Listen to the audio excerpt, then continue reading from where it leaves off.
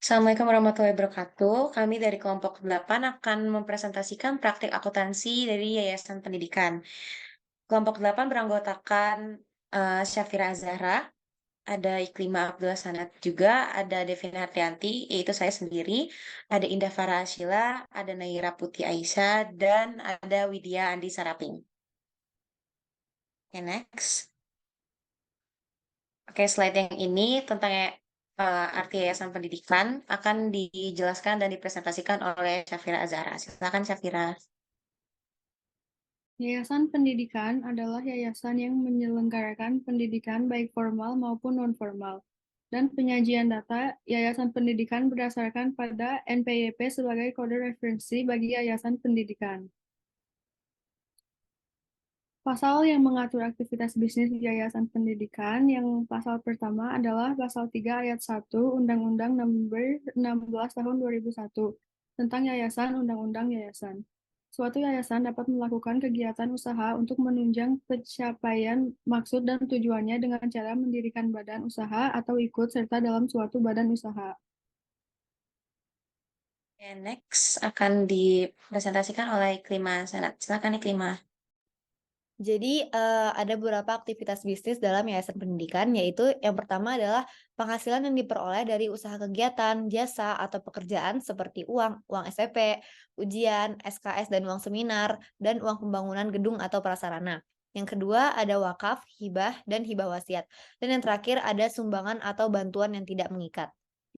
Lalu di sini ada, soal kasus untuk yayasan pendidikan. Yang pertama adalah diterima dana dari pemerintah atau dana BOS sebesar 175 juta. Yang kedua, diterima sumbangan dari donatur sejumlah 12 juta. Yang ketiga, yayasan mengadakan seminar siswa sejumlah 1 juta. Yang keempat, yayasan membeli obat untuk persediaan di UKS sebesar 900 ribu. Dan yang terakhir, membayar pelatih ekstrakurikuler sebesar 2.250.000. Oke, selanjutnya, ini ada jurnal yang akan dijelaskan oleh saya sendiri. Seperti yang tertera dari soal kasus tadi, ada kas yang berposisikan di debit senilai 175 juta. Lalu pendapatan tidak terikatnya ada di posisi kredit senilai 175 juta juga. Lalu yang kedua ada kas yang diposisikan di debit senilai 12 juta. Lalu pendapatan donatur ada di kredit 12 juta juga. Yang ketiga ada beban pengembangan murid ada di posisi debit senilai 1 juta. Lalu ada kas di posisi kredit senilai 1 juta juga. Lalu yang keempat, ada beban pengembangan UKS, itu diposisikan di debit, yaitu senilai 900.000. Begitupun juga dengan kasnya yang diposisikan di kredit, senilai 900.000. Lalu yang kelima, ada beban honor yang diposisikan di debit, senilai 2.250.000. Lalu ada kasnya yang diposisikan di kredit, senilai 2.250.000 juga. Oke, next. Lalu di sini ada buku besarnya. Yang pertama ada buku besar dari KAS yang berkode 111. Seperti yang ada di jurnal tadi, ada yang senilai 175 juta dan 12 juta di debit, lalu ada yang 1 juta dan 900 di kredit. Lalu itu semua akan dijumlahkan yang akhirnya bertotal 182 juta 850. Maaf tadi saya kurang disebutin ada yang 2.250 juga di posisi kredit yang kas. Lalu yang kedua ada buku besar tentang pendapatan tidak terikat yang berkode 410 yang berposisikan di kredit senilai 175 juta. Lalu ada buku besar yang ketiga itu buku besar tentang pendapatan donatur berkode 410 juga yang berposisikan di kredit senilai 12 juta. Oke, next. Oke, ini buku besar juga yang akan dijelaskan atau dipresentasikan oleh Indah Farashila. Silakan Indah.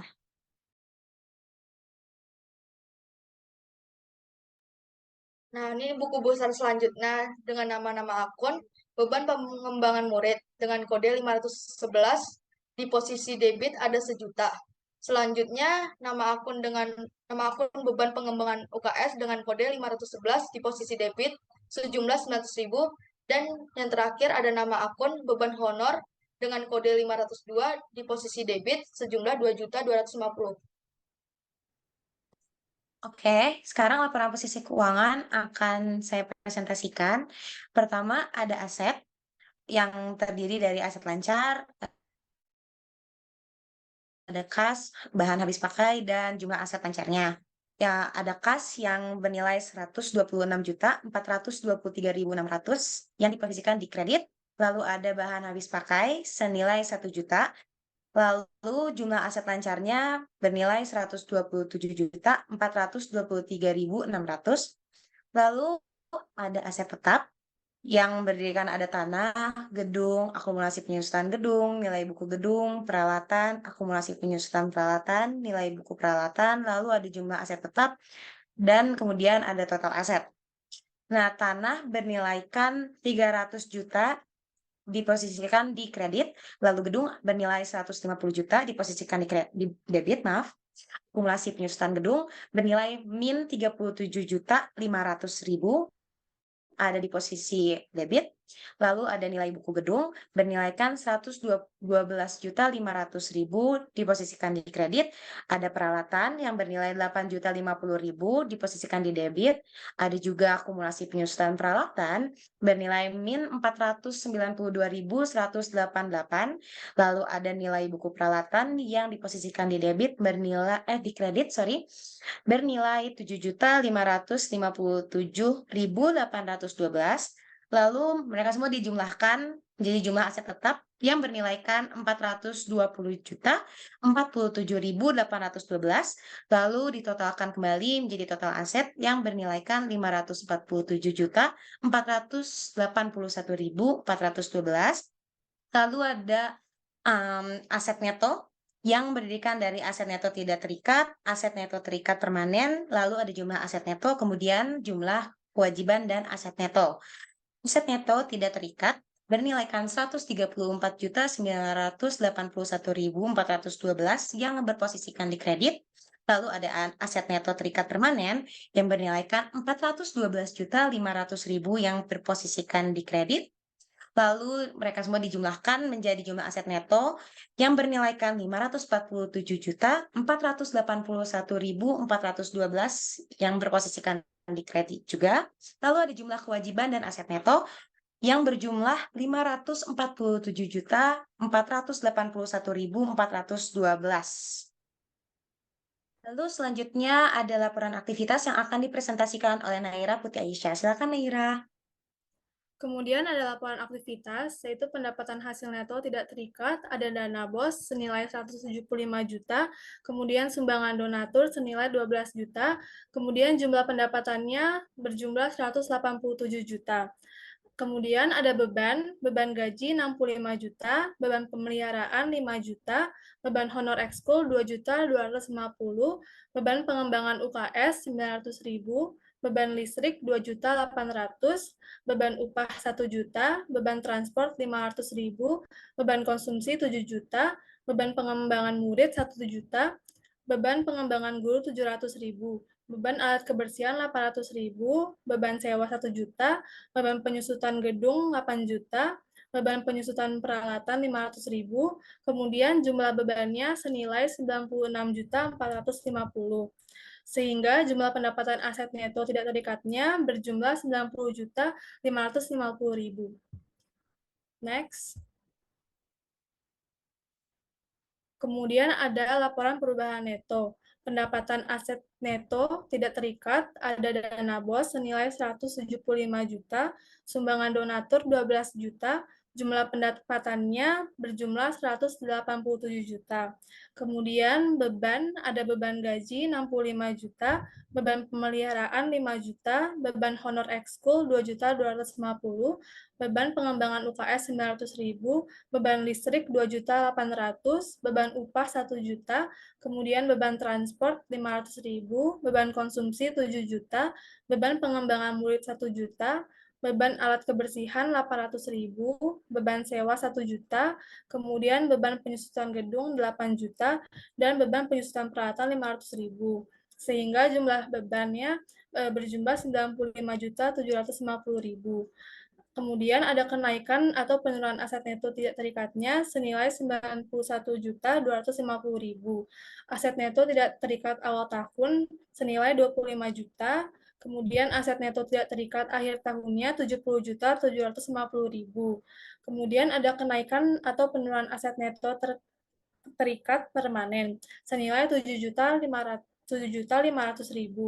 Kemudian aset neto terikat permanen awal tahun berjumlah 420 juta dan aset neto tidak terikat akhir tahunnya 412.500.000. Kemudian jumlah perubahan aset netonya ada 85.400.000. Sehingga total aset neto awal tahun senilai 445.500.000 dan total aset akhir tahunnya bernilai 610 juta. Next.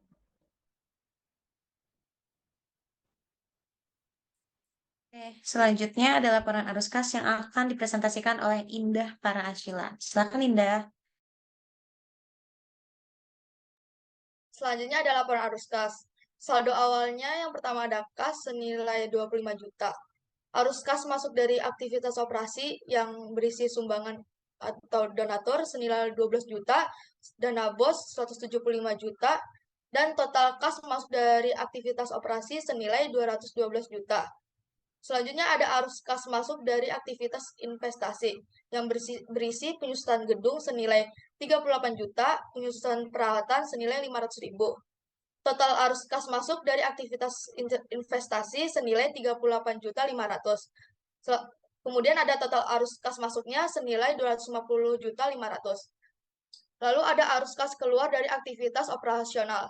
Yang pertama ada beban gaji senilai 65 juta, beban pemeliharaan senilai 5 juta, beban honor ekskul senilai 2.250.000, beban pengembangan UKS senilai 900.000, beban listrik senilai 2.800.000, beban transport senilai 500.000, beban konsumsi senilai 7 juta, beban pengembangan murid senilai 1 juta, beban pengembangan guru senilai 700.000, beban alat kebersihan senilai 800.000, beban sewa senilai 1 juta, beban penyusutan gedung senilai 8 juta, dan yang terakhir beban penyusutan peralatan senilai 500.000.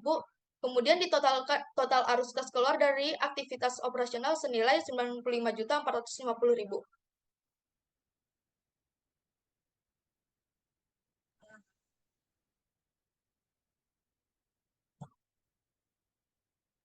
Selanjutnya, arus kas keluar dari aktivitas investasi, yaitu yang pertama ada pembelian bahan habis pakai senilai 1 juta, ada pembelian peralatan senilai 9 juta, dan total arus kas keluar dari aktivitas investasi adalah 10 juta. Lalu total arus kas keluar ada 105.450.000 dan saldo kas akhir ada 144.550.000. Oke, sekian dari kelompok 8 tentang praktik akuntansi Yayasan Pendidikan. Semoga dapat dipahami dan terima kasih. Sampai